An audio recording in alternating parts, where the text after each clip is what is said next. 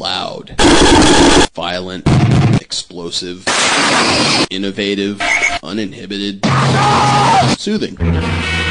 This is Nature Abhors Normality. Why do noise? Why do anything you enjoy?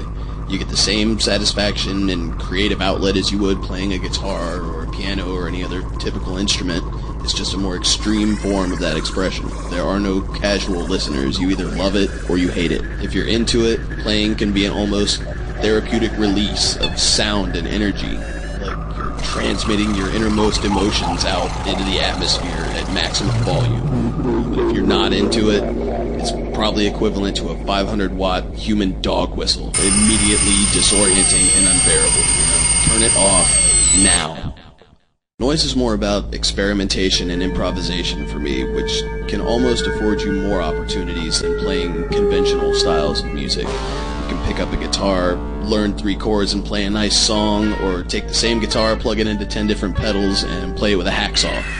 Suddenly you're experiencing brand new sounds you've never heard before.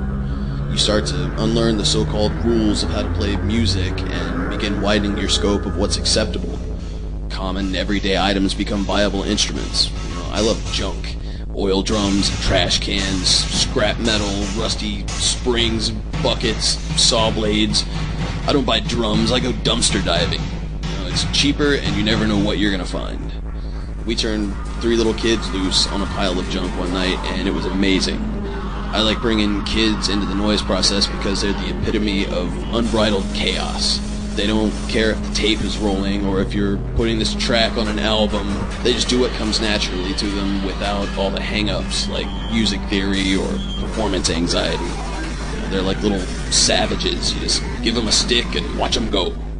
As a noise artist, you find yourself on the opposite end of the spectrum from anything even remotely popular or marketable or easily consumed by the mainstream. I think noise is a kind of violent reaction to all that. Expect no radio play, no record deal, no money, and you'll be lucky to get booked without having to lie about what type of music your band plays. You'll wind up gigging in basements, living rooms, warehouses, any makeshift venue you can find. We've even performed guerrilla style, crashing other band shows and jumping on stage to noise out completely unannounced. If no one wants to listen, you find new and inventive ways to force yourself upon them. You almost become more of a terrorist than a musician at times.